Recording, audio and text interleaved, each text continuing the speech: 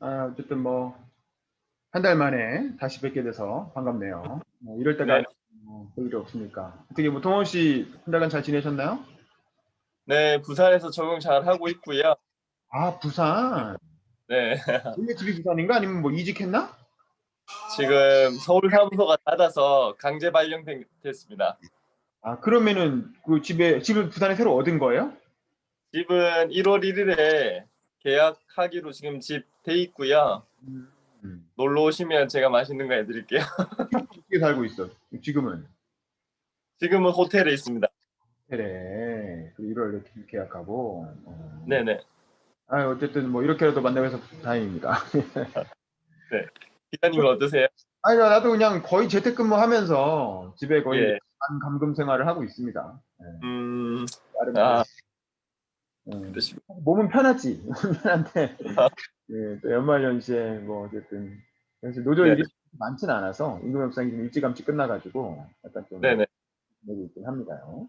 그러시고. 어쨌든 오늘 책 얘기를 한번 시작해 볼게요. 오늘은 네. 이 지킬 박사와 하이드라고 하는 이게 이제 뮤지컬 지킬 앤 하이드의 원작이잖아요. 그래서 이 책에 대해서 한번 얘기를 해보고 소감을 나눠볼 텐데 네.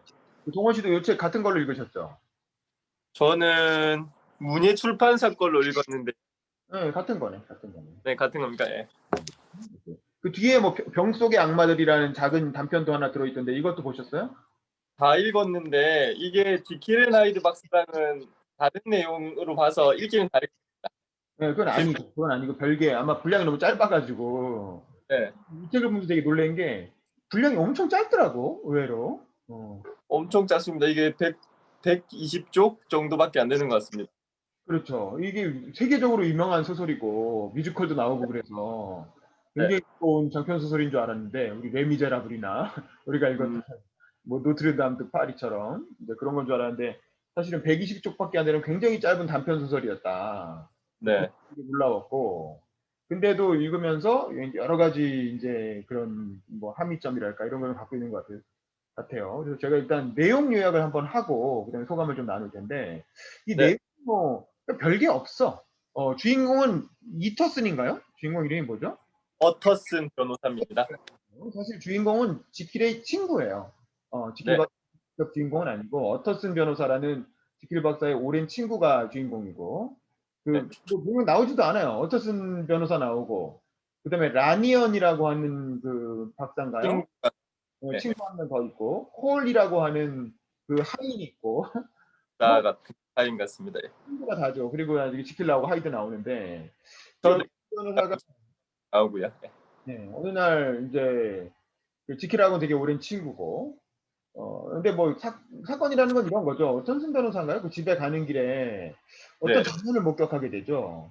그 음, 밤길에서 한 젊은 청년이 이렇게 걸어가고 있는데 그 청년이 웬 꼬마 여자애를 맞닥뜨렸단 말이야. 근데 여자애가 음, 툭 하고 넘어졌죠. 부딪혀갖고.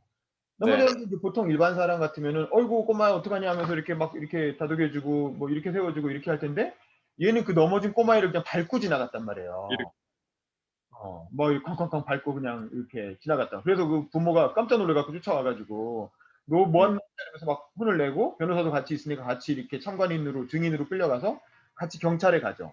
경찰에 가가지고 막 조서 다 쓰게 하고 뭐 자기가 돈으로 보상하겠다는 합의 다 하고 그래서 결국에는 그 돈까지 이렇게 도망 안 가게 하룻밤을 같이 지내잖아요. 그리고 다음 네, 은행에 가서 그 수표를 직접 돈으로 바꿔서 피해자한테 주는 것까지 자기가 참관을 하고 돌아오는데 네, 그 가해자가 하이드라고 하는 청년, 윌리엄 하이드인가요? 하이드라고 하는 이름의 청년인데 그 친구가 써준 수표는 지킬 박사의 어떤 수표책으로 끊어줬더라는 거지. 근데 이 맞습니다. 변호사는 지킬 박사를 잘 아는 친구기 때문에 이상하다고 생각한 거지. 아니 내 친구가 왜 이런 뭐 악당 같은 놈한테 돈을 빌려주지? 이런 생각을 하게 된 거죠. 근데 네, 이제 또 하나 놀랐던 점은 그 어터슨 변호사가 변호사기 때문에 지킬 박사는 의사죠, 의사. 그 네, 지킬 박사의 그 유언장을 하나 맡아서 갖고 있었는데 그 네, 유언장에 정말 이해할 수 없는 내용이 있었다는 거죠. 지킬 박사가 자기가 어느 날 갑자기 죽거나 갑자기 실종되거나 했을 때 그 자기의 돈을 자기의 재산을 이 윌리엄 하이드라고 하는 청년에게 묻지도 따지지 말고 그냥 줘라. 라고 이제 유언을 해놨었단 말이죠. 그래서 네. 그 입장을 보고 참 이상하다. 이 청년은 누구길래 왜 이렇게 주라고 했을까라고 의심하던 차에 그 사건을 겪게 된 거죠. 음. 그러니까 이게 뭐냐? 이런 나쁜 놈한테 이런 그 생긴 것도 되게 불쾌하고 뭔가 이렇게 표정을 알 수가 없고 약간 되게 안 좋은 놈인 것 같은데 '왜 이런 놈한테 이걸 주라는 거지?'라고 이상하게 생각하던 차에 어쨌든 그런 일이 터지니까 더 이상한 생각이 든 거지. 그래서 지키를 찾아가서 "야 너 솔직히 얘기해 봐라. 뭔 일 있냐." 왜냐면 지킬 박사가 지금은 되게 저명한 그 사회적으로 약간 셀럽급 인물이라고 여기 배경상 그렇게 나오죠, 당시 영국에서. 그리고 인제 뭐 기부도 많이 하고 사회적인 명망도 있고 친구들과의 관계도 좋고 아주 흠잡을 데 없는 훌륭한 명사예요.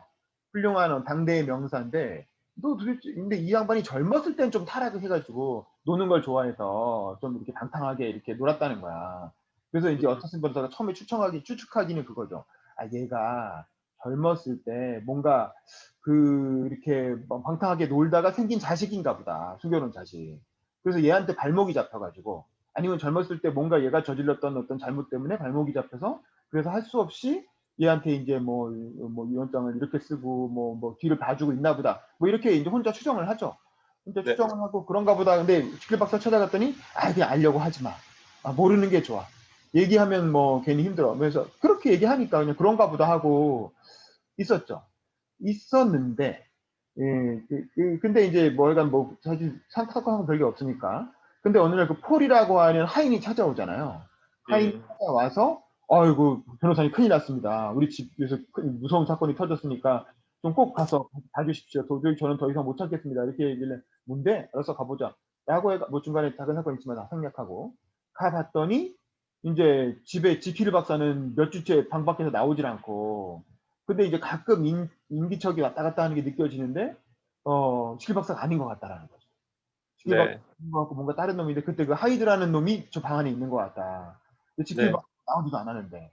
그러니까 아마 음. 하이드가 지킬 박사를 죽이고 지킬 박사 행세를 하고 있는 것 같다라고 인제 의심을 하는 거죠. 그래서 네. 그러면 큰일 났다 해 가지고 같이 이렇게 그 하인이랑 같이 힘을 합쳐서 밖에서 막 위협을 하죠. "야 너 거기 있는 거 다 알아. 문 열고 나와. 뭐 지킬 박사 음. 어딨어?" 뭐 이렇게 하다가 인제 안에서 뭐 이렇게 뭐 안 나오겠다고 버티니까 결국에는 망치로 이렇게 도끼로 문을 부수고 들어갔죠. 진입을 네. 했더니 결국 지킬 박사는 없고 하이드만 바닥에 쓰러진 채 죽어 있었다. 뭐 이게 인제 사건의 전부예요. 단순한 사건이죠.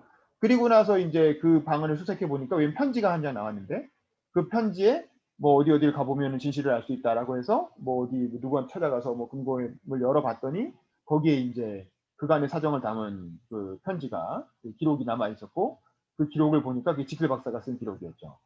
그리고 그 지킬 박사가 뭐라고 얘기하냐면 자기의 어떤 내면을 고백하는 거죠. 사실은 자기는 젊었을 때부터 블라블라 뭐 어떤 자기가 어떤 특정한 실험을 해서 그 실험의 결과 자기가 하이드라고 하는 청년으로 변신을 했다. 그랬는데 변신을 해 가지고 처음에는 재미삼아 어떤 이유 때문에 그걸 해 봤는데 그리고 나서 나중에 점점 처음엔 약을 먹으면은 변신했다가 다시 또 약을 먹으면 다시 지킬로 돌아오고 이렇게 왔다 갔다 했으니까 그 과정을 즐기면서 살았는데 어느 순간부터 점점 변신이 안 풀리는 거죠.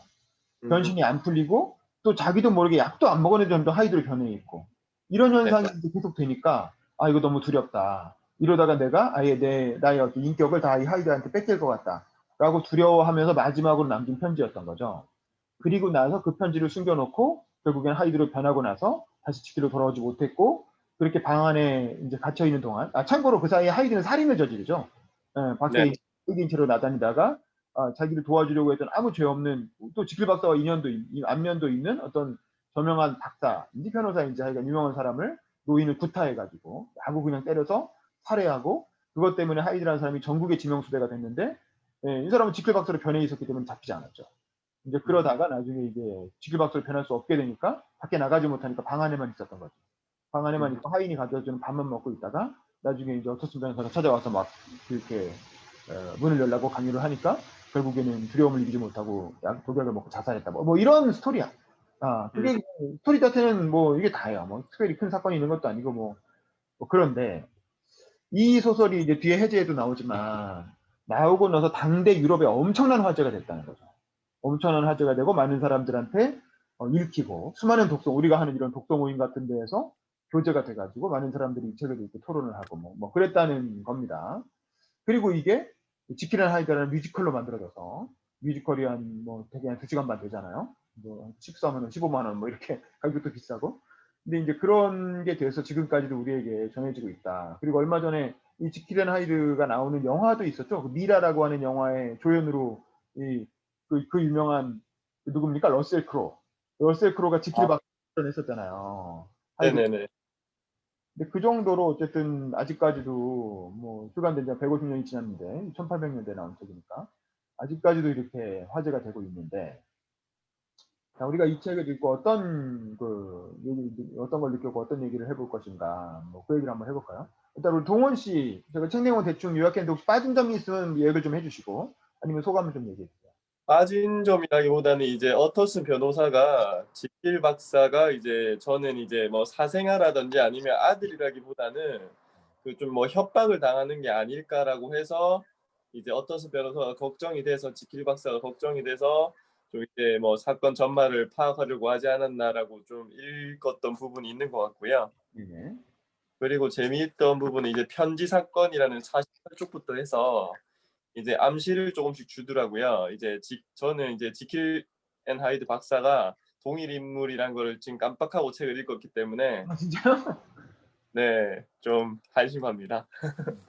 그래서 좀 나왔던 부분이 이제 건물 외관에 대해서 이제 표현을 한 부분이 있었는데 48쪽 중간에 어터스는 호기심에 차서 낡고 창문이 하나 없는 건물을 훑어보았다라고 했는데 이게 초반에도 이제 창문이 하나도 없는 건물이라는 부분이 이제 같은 건물인데 이게 지킬 박사의 건물이 엄청 큰가 봐요, 집이. 그러다 보니까 다 못 둘러봤는데 나중에 보다 보니까 건물이 있었다는 부분, 그리고 나중에 지킬 박사가 어떤 이제 봉투는 태워버렸다고 하고 편지를 받았다는 인편으로 받았다는 내용이 있는데 나중에 이제 하인한테 물어봐요. 혹시 우편으로 온 것들도 뭐 따로 있냐라고 물어봤는데 우편으로 온 것들은 하잘것없는 광고뿐이었고 해서 이제 이거를 임의로 썼구나라는 거에서 이제 같은 인물이었다는 부분, 그다음에 필체 비교했던 부분인데 이거를 손을 약간 꺾어서 썼다고 하더라고요. 약간 하이, 기운이 있어가지고 네, 조금 다르게 했다는 거죠. 네, 그래서 뭐 그런 부분이 재밌었고, 네, 마지막에 이제 작품 해설 쪽으로 저는 갔고요.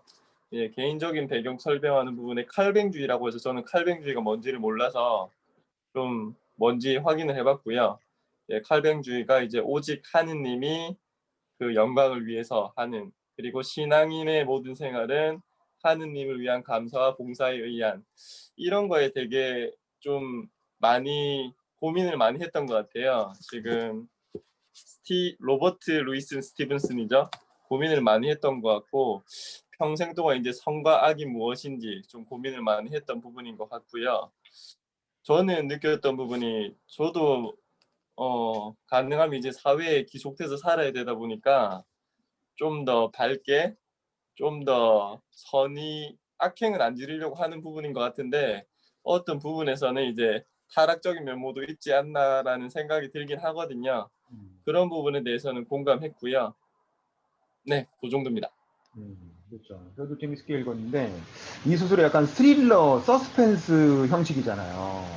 뭔가 있는 것 같은데 어떤 그 비밀을 파헤치기 위해서 막 이렇게 추적하는 과정이 앞부분이라면 막 그런 네, 부분이 아마 드라마화되고 영화화되고 뮤지컬화되는 거겠죠. 그 뒷부분은 이제 그 정체가 비밀이 밝혀지는 부분이잖아요. 그 네, 부분이 이제 특히 당대의 어떤 지식사회의 토론거리를 많이 던져준 것 같아요. 이제 그 부분이 뒤쪽에 지킬 박사의 최후의 진술이라고 하는, 지킬 박사가 이제 헨리 지킬의 최후의 진술, 본인이 왜 내가 이런 짓을 했는지에 대한, 왜 그런 실험을 했고 왜 하이디가 되었는지에 대한 자기 자신의 어떤 변명이잖아요. 그 부분이 재밌는 것 같아요. 자, 100일 쪽에 보면 나는 1800XX년 부유한 가문에서 태어났다라고 하면서 일단 기본 돈은 많은 사람이에요. 돈이 네, 많으니까 희한한 짓을 했겠죠. 근데 이런 내용이 나와요. 나의 결점 중에서도 가장 나쁜 점은 쾌락을 추구하고 싶은 욕구를 참지 못한다는 것이었다. 세상에는 그럼에도 불구하고 행복하게 사는 사람들도 많을 것이다. 그러나 나로서는 내 정신을 고결하게 유지하고 사람들 앞에서 위험 있는 냉정함을 유지하고 싶은 오만한 성격과 그런 욕구를 조화시키기가 너무 어려웠다. 그러니까 뭐냐면 남들 앞에선 되게 고결한 척하고 싶은 거야. 고결하고 명예스러운 사람인 척 보이고 싶은데 또 내면에는 그런 쾌락을 추구하고 싶은 욕구가 같이 공존하는 거죠. 이걸 참기가 너무 어려웠다라는 거야. 근데 사실 이게 잘 생각해 보면 대부분의 인간이 다 그렇거든요. 그치? 네. 남들 앞에 공감됩니다. 다 고결하고 명예롭게 풍의 있게 보이고 싶어. 근데 내면에는 또 욕구를 추구하고 싶은 게 너무 있어. 근데 그 사이에서 어떤 그 딜레마. 이게 인간이 근대 인간이 가지고 있는 누구나 다 직면하게 되는 이 문명화된 사회에 사는 사람들이 갖고 있는 누구나 다 하는 건데 옛날에 비문명 사회에서는 이런 걸 따질 필요가 없었죠. 남들 눈치 신경 쓸 필요 없죠. 그냥 자기가 욕망을 추구하면 욕망을 하면 돼. 예쁜 여자가 있으면 그냥 덮쳐. 원시 시대에는 그랬을 거 아닙니까? 그리고 싸우고 미운 놈이 있으면 그냥 때려. 그리고 누가 반발하면 막 싸워. 뭐 이렇게 돌도끼로 찍어 죽이거나. 그렇게 해서 그냥 네. 힘 짱인 거야. 힘 약하면 그냥 깨갱하고 쫓겨나는 거고. 음. 그때 순수한 악의가 관철되는 시대였단 말이에요. 남들 눈치 볼 필요가 없었고. 근데 문명화된 사회를 살다 보니 그럴 수가 없는 거죠. 그 남들의 어떤 도덕관념이나 이런 기준을 다 맞춰가면서 살아야 되는데 그러면서도 내면은 그런 쾌락을 추구하고 싶은 마음이 공존하는 거죠. 이 딜레마, 현대인의 딜레마를 이렇게 잘 이 소설에서 담아내고 있는 거죠. 헨리 지킬의 독백을 통해서. 그래서 나는 다른 사람들 몰래 쾌락에 빠져들게 되었다. 그 결과 내가 과거를 뒤돌아볼 만한 나이가 되어 내 주변을 돌아보고 내가 가진 부와 사회적 지위를 평가하게 되었을 때 나는 이미 이중 생활에 깊숙이 빠져 있었다라는 겁니다. 그러니까 헨리 지킬은 겉으로는 굉장히 훌륭한 사람이었지만 사실 속으로는 이렇게 자기의 어떤 쾌락을 추구하는 어떤 그런 삶을 살고 있는 이중생활하는 이중인격자 같은 삶이었다라는 거죠. 이 뒤에 해제를 보면 실제로 1800년대 그런 사람이 있었대요. 그 당대에 음. 살면서 뒤에서는 마피아 두목 같은 행세를 했던 아주 유명한 사람이 있었고 결국 교수형 당해서 죽은 그 사람을 모티브로 해서 이 소설을 썼다는 얘기도 있어요. 그게 브로디인가 그렇죠. 부분에 보면 그 얘기 나오죠. 네. 네. 그래서 이제 근데 이 문제를 이 사람은 의사였기 때문에 화학 실험을 했다는 거죠. 당시에는 의사들이 화학자 역할도 같이 경험을 했었나 봐요. 그러니까 이런 면에서 이 소설이 기본적으로 우리가 지난 시간에 나왔던 프랑켄슈타인하고 통하는 면이 있는 거죠. 어떤 인간의 어떤 프랑켄슈타인은 새로운 생명을 창조하고 싶다는 욕구였고 이거는 인간의 선과 악을 분리하고 싶은 욕구 뭐 이런 거죠. 그래서 이제 배기 쪽에 보면 이 사람이 연구를 하다 보니까 이런 도달하게 돼요. 이런 목표에 도달하게 돼요. 그런데 정적으로 통찰력과 초월적인 목표를 향해 매진하고 있던 내 학문의 어느 날, 학문의 방향이 어느 날 우연히 내 안에 선과 악 사이에서 지속적으로 일어나고 있던 다툼의 반응을 일으키게 되었고 목표가 더욱 뚜렷해졌다. 그때부터 나는 날마다 도덕과 지성이라는 양쪽 측면 모두에서 내가 진리에 점점 더 가까워지고 있다는 것을 믿었다. 그 다음 단락. 나는 여기서 인간이 두 개의 존재로 이루어져 있다는 점을 강조하고자 한다. 내 학문은 그 지점에서 출발하기 때문이다. 그래서 결국 어떻게 하느냐. 다음 단락. 나는 궁극적으로 인간이 가지각색의 부조화스럽고 독립적인 개체들이 모인 조직체라고 추측했다. 나는 성격상 한 방향으로 나아가는 것이 절대 옳다면 오직 그 방향으로 나아갔다. 그래서 내가 인간의 근본적이고도 완전한 이중성을 인지하게 된 것은 나 자신 안에 내재한 도덕적 측면을 통해서였다. 그러니까 내가 도덕적 측면이 있기 때문에 내 안에 악이 있다는 걸 인지하게 되는 거죠. 그래서 밑에를 볼게요. 그래서 그래서 어떤 고민을 하게 되냐면 만약 각자를 다른 개체로 분리할 수 있다면 참기 어려운 괴로움에서 인생이 자유로워질 것이 아니겠는가. 그러니까 선과 악이 공존하기 때문에 괴롭다는 거지 인간이라는 게.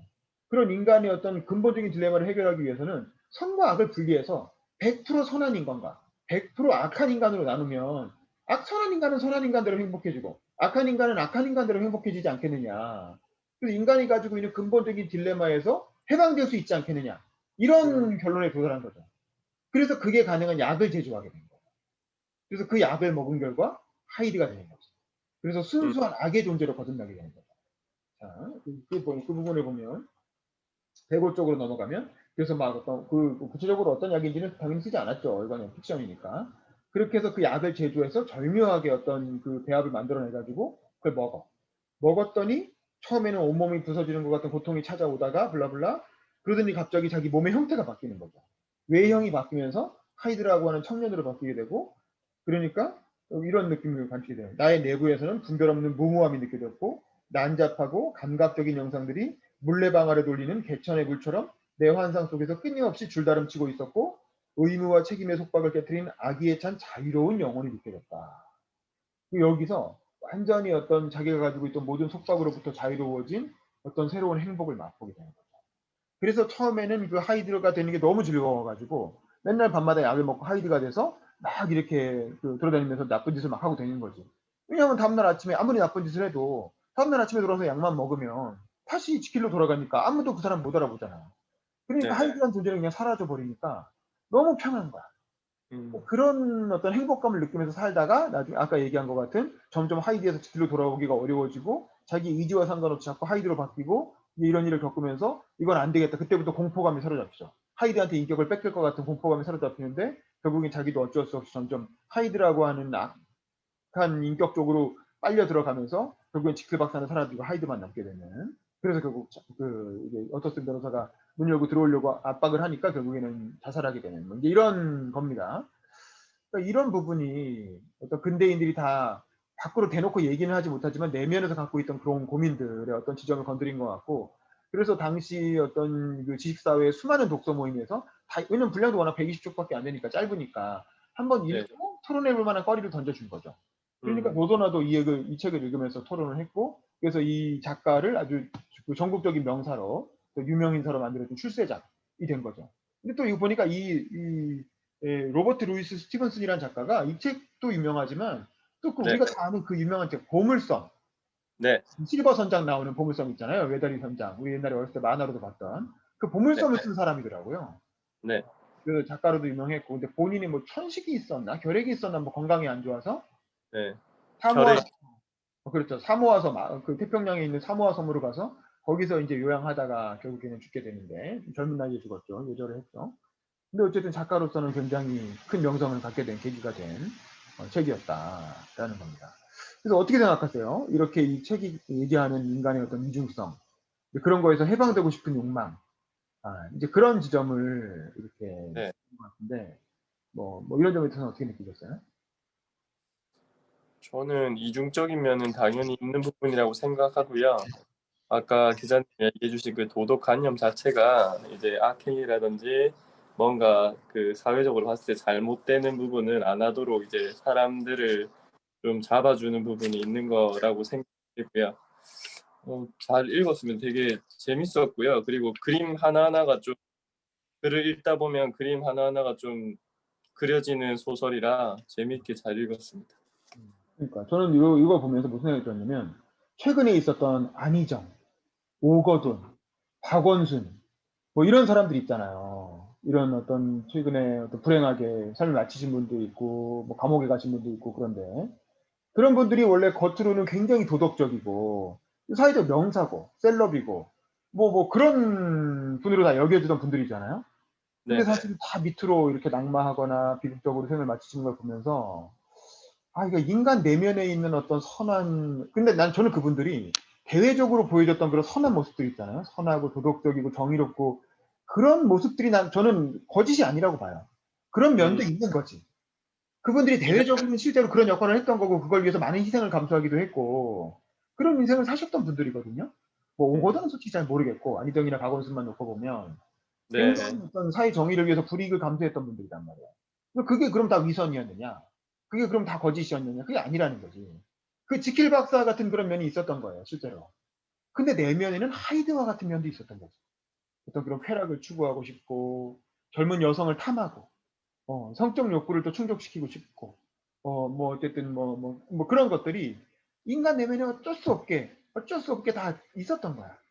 근데 이제 그게 마치 하이드가 지킬 박사가 하이드로 변신하면서 자기의 어떤 숨은 욕망을 추구했듯이 그분들도 남들이 보지 않는 영역에서 뭐 텔레그램 방이라든가 이제 그런 남들이 보지 않는 면에서는 또 그런 욕망을 추구했던 거죠. 근데 그 추구했던 방식은 사람마다 달랐죠. 노골적으로 성폭행을 했던 사람도 있고 어떤 작은 성희롱 수준의 어떤 그 미러를 주고받은 뭐 그런 사람일 수도 있고 뭐 정확한 건 모르지만 그 돌아가실 바람에 밝힐 수 없게 돼버렸죠. 근데 어쨌든 추정을 하는 겁니다. 근데 그랬다면 그건 참 인간의 나약함으로 봐야 되지 않느냐. 이제 뭐 그런 생각이 들어요. 그래서 우리가 그 인간에 대해서 좀 더 깊은 이해를 가진다면 '야 어떻게 그런 일이 있을 수 있지?' 라고 인제 저게 어떻게 이해 못 하잖아요. 그런 것도 사람들이 되게 당황스러워하고 믿을 수 없다고 하고 다들 혼란스러워하는데 그런 것도 그 자기 자신의 내면도 자세히 한번 돌이켜 보고 그러면 '아 그래 인간에게 그런 면이 있지.' 이제 그랬을 때 우리가 그런 면을 어떻게 그 우리가 그 극단적인 어떤 파국적인 결과로 가지 않으면서도 어떻게 잘 조화시켜 나가야 될 것인가에 대해서 한번 되돌아보는 그런 계기로 삼을 수도 있지 않을까. 옛날에 빌 클린턴 같은 그런 대통령도 그 루인스키 스캔들이 터져 갖고 그렇게 불명예스러운 일을 당했잖아요. 물론 클린턴은 결국에는 뭐 그것도 사임하지는 않고 뭐 임기 잘 마치고 뭐 성공한 대통령으로 평가를 받고 있지만 우리가 그런 문제를 다루는 좀 더 성숙한 어떤 그 시선, 또 해결 방법, 그런 어떤 사회적인 해법도 찾을 수 있지 않을까 뭐 그런 생각도 한번 해 보게 되고 또 그리고 그런 자기 인간 내면에 있는 그렇게 성공한 사람일수록 셀럽이 된 사람일수록 자기 인간 내면에 어쩔 수 없이 있을 수밖에 없는 그런 어떤 내면의 어떤 악한 면, 어떤 욕망을 추구하는 면을 또 어떻게 컨트롤해야 될 것인가에 대해서 좀 다시 한번 생각해 보게 되는 근데 그런 게 없다고 무조건 부정할 게 아니라 그게 네. 있다는 걸 인정한 상태에서 그걸 내가 어떻게 어떤 그 대외적인 면과 잘 조화시킬 것인가를 고민하게 되는 그런 소설이 아닌가. 뭐 그런 면에서 여러 가지 어떤 생각이 들었고 또 하나 재밌는 점은 이게 뮤지컬을 저는 안 봤거든요. 혹시 동원 씨는 저도 뮤지컬 못 보셨나요? 봤습니다. 저도 못 봤습니다. 못 봤죠. 나는 이게 어떻게 뮤지컬을 만들었을까 이게 되게 왜냐면 내용이 너무 단순하잖아. 너무 네. 스토리가 단순해서 이걸 뮤지컬은 되게 한 2 시간 반쯤 하잖아요. 영화보다도 되게 긴데 중간에 쉬는 시간도 있고. 이걸 어떻게 뮤지컬을 만들었을까? 보신 분들은 좀 나중에 좀 알려주시면 좋을 것 같아요, 댓글로라도. 그다음에 또 하나는 이게 분명히 이게 여주인공이 없거든요, 기본적으로. 이 소설에는 여자 출연자가 아예 없어요. 근데 네. 뮤지컬에 여자가 없을 리가 없잖아요, 여자 배우가. 분명히 히로인이 있을 텐데 어떻게 각색을 해 가지고 아마 전혀 각색을 했겠죠, 다르게. 예. 음. 그게 좀 재밌어요. 그래서 어떻게 각색했을지 나중에 뮤지컬 볼 때 이 소설을 읽고 나서 뮤지컬을 보면 훨씬 재밌게 볼 수 있을 것 같아요. 네. 그러니까 한번 스스로 보시라고 권하고 싶고 어렵지도 않고. 또 하나는 전 이거 보면서 무슨 생각이 들었냐면 요즘 유명한 그 마블에 나오는 헐크라는 히어로 있잖아요, 헐크. 네. 헐크가 원래는 무슨 박사잖아요. 네. 근데 이제 뭐 감마선을 쐬면서 헐크라고 하는 그 음. 존재로 거듭나잖아요. 이게 이 지킬 박사와 하이디에서 아마 영감을 얻은 그 캐릭터가 아닌가 그런 생각이 들더라고요. 이 과학자라고 하는 본분도 그렇고 이 박사는 원래 천재 과학자잖아요. 굉장히 합리적이고 도덕적인 사람인데 그 감마선을 쐬고 헐크로 변신하게 되면 그때는 그 오로지 그 음. 분노와 파괴라고 하는 충동에만 그 이렇게 좌우되는 그런 인사가 음. 되는데 예 근데 그게 이게 지킬이라는 하이드와 딱 비슷한 거죠. 근데 하이드는 뭐 몸이 오히려 왜소해지고 젊은 청년이 되는데 헐크는 오히려 덩치가 더 커지고 굉장히 거대한 그런 이제 거한의 모습으로 변하게 되는 게 약간 차이점이 있죠. 근데 어쨌든 음. 지킬 앤 하이드에서 모티브를 따온 캐릭터인 것 같고 물론 원래 원작이 만화지만. 그다음에 또 재밌는 게 나중에 인제 뭐 그 어벤져스 엔드게임 마지막 화를 보면 헐크가 네. 그 프로페서 헐크가 되잖아요. 네네. 헐크의 몸을 유지한 채 그 박사의 어떤 지성을 유지한 모습으로 바뀌잖아요. 그래 가지고 인제 그 안경 쓰고 막 이렇게 과학자이면서 헐크의 몸을 유지한 모습으로 바뀐단 말이죠. 결국 그게 아마 이런 선과 악의 이분법 그리고 어떤 음. 그 지킬과 하이드의 어떤 이분법을 극복한 모습이 된 게 아닌가. 좋은 점만 취한 거지. 헐크와 같은 음. 강력한 육체를 가지면서 그 지킬 박사와 같은 뛰어난 지성도 동시에 그 어떤 자제력도 가지게 되는 그런 모습이 바로 그 마지막에 그 러팔로 박사 마크 러팔로가 연기했던 헐크가 마지막에 도달한 모습이고 결국엔 지킬 앤 하이드의 어떤 그런 결론도 이게 결국 그 두 개를 어떻게 조화시키지 못하고 파국으로 끝나고 마는데 네. 실제로는 우리가 이런 과정을 통해서 어떤 내면의 어떤 성찰과 반성과 그리고 어떤 새로운 해법을 또 견제와 균형이 필요하겠죠. 어떤 그런 적절한 그런 과정을 통해서 결국 프로페서 헐크 같은 그런 지킬과 하이드의 어떤 장점을 인제 수렴시킨 그런 어떤 완성된 인격으로 나아가기 위해서 끊임없이 노력해야 되지 않냐. 뭐 굳이 교훈을 찾자면 도덕적인 교훈을 그럼에도 불구하고 끌어내자면 그런 게 이 책의 어떤 교훈이 아닌가 뭐 그런 생각도 하게 되네요. 그리고 저는 읽으면서 하나 점이 들었던 부분은 이제 라니언 박사 친구한테는 이제 자기가 약 먹는 거를 이제 시음하는 것까지 하면서 이제 변형되는 걸 보여주잖아요. 근데 라니언 박사가 아니라 결국에는 이제 폴이라는 그 집사랑 이제 저희 변호사가 문을 부수고 들어갈 때는 이미 자살한 상태로 이제 되어 있는 부분에서 음, 왜 굳이 설명을 해도 되지 않았을까 싶은데 음. 그분을 자살했던 부분은 좀 이해가 안 가긴 하거든요.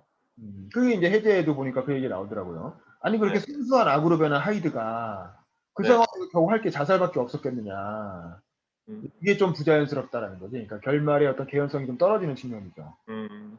근데 다만 이제 설정상 이미 전국에 지명수배가 됐고 네. 살인자라는 게 다 알려졌기 때문에 하이디의 얼굴로는 나다닐 수가 없는 거지. 음. 그래서 할 수 없이 숨어 있다가 그 숨어 있는 공간마저도 침범을 당하니까 잡히면 교수형 될 게 뻔하니까 자살했다 뭐 이런 건데 아니 하이드가 정말 그렇게 악하고 교활한 사람이라면 네. 뭐 이렇게 그 어터슨 변호사를 설득한다든가 뭐 감언이설로 꼬신다든가 그렇게 해서 뭐 밀항을 해가지고 뭐 다른 나라로 도망가다든가 뭐 살 길을 찾을 수도 있었을 것 같은데 맥없이 자살했다는 게 좀 이상하다. 하이드는 죄의식이 없는 사람인데 왜 그런 선택을 했겠느냐. 근데 이제 소설을 짧게 끝내려다 보니까 그냥 그렇게 끝냈겠지만 어쨌든 좀그 소설의 완결이 좀 이상한 거 아니냐 뭐 이런 비판도 당대에도 있긴 있었다고 해요. 네. 그게 좀 이해가 안 되는 부분이고 그렇긴 하죠. 어터슨 변호사한테도 근데 이제 어터슨 변호사가 치고 들어왔을 땐 이미 지킬의 인격은 없고 하이드만 남아있기 때문에 하이드 네. 입장에서는 지킬 박사인 척하고 어터슨 변호사를 설득할 수도 있었겠지만 이제 뭐 그럴 엄두를 내지 못하고 그냥 죽었다 뭐 이렇게 보는 것 같은데 어쨌든 좀 이해가 안 되는 부분이긴 합니다. 네. 뭐 또 더 하실 말씀 있으신가요? 뭐 이제 말씀하신 거에 다 공감을 하고요. 예, 마지막에 이제 비평 이제 혹평이 평이 있었는데 호평 쪽에서 되게 좀 많이 나왔던 내용 자체가 적확한 단어를 사용한다. 그리고 이제 명쾌함이 글쓰기의 덕목이라면 스티븐스는 최고의 미덕을 가졌다는 찬사를 받을 만한 가치가 있다는 내용이 있거든요. 네, 저는 이게 내용이 얼마 안 되다 보니까 영문판으로 한번 읽어보려고 하고 있습니다. 그러니까 이게 영어 문장이 엄청 좋은가 봐요. 뭐 우리 그런 것 같아요. 걸로 봤으니까 알 수 없지만 네, 당대에 굉장히 잘 쓴 문장이라고 해서 화제가 됐던 소설인 것 네, 같아요. 네, 영어를 잘하시는 분들은 영어를 읽어보시는 것도 한번 네, 추천하지 않나 싶습니다. 그리고 전 네. 마지막으로 이 지킬 앤 하이드에서 가장 유명한 노래가 지금 이 순간이라는 노래잖아요. 음, 지금 이 순간이라는 노래가 그 결혼식 축가로 많이 불리잖아요. 왠지 뭐 지금 이 순간 이러면서 이제 뭐 지금 여기 뭐 이러면서 뭔가 되게 행복한 삶이 시작되는 순간을 축하하는 노래로 많이 이 결혼식장에서 불리는데 사실 이 원작을 읽어보고 또 뮤지컬을 봐도 그런 내용이 아니거든요. 그 소설은 그쵸? 어, 그, 네, 아마 노래는 지킬 박사가 처음으로 그 약을 만들어서 먹기 직전에 아마 불렀던 노래인 것 같고 그러면서 어떤 인간의 선과 악의 어떤 그런 딜레마를 해결하는 특히 이제 악인이 되는 그런 결단을 내리는 그런 순간에 한 노래인 것 같은데 제가 보진 않았지만 음, 맥락 그러면 이거는 그 행복한 삶을 하는 그 결혼식장에서 부를 노래는 아닌데 맥락상 근데 노래가 음, 너무 멋있고 조승우가 불렀고 뭐 그러니까 자꾸 결혼식장에서 많이 축가로 부르는 네. 거 그거 좀 자제하는 게 좋지 않을까. 결혼하실 일이 있으면 나중에 축가 누가 이거 부른다고 하면 그거 부르지 말라고. 그거 그런 내 욕을 얘기해 주는 게 좋지 않을까 뭐 그런 생각이 들었습니다. 네. 네, 그렇죠? 자, 그럼 오늘 독서 모임 여기서 마무리하도록 하고 네, 다음 책을 뭘로 할지는 우리 오늘 둘밖에 없으니까 여기서 얘기하는 건 좀 부적절한 것 같고 네, 네. 카톡방에서 일정하고 책을 뭘로 할지는 카톡방으로 돌아가서 얘기 나누시는 걸로 하시죠. 알겠습니다, 기자님. 수고하셨습니다. 네, 감사합니다. 안녕하세요. 네.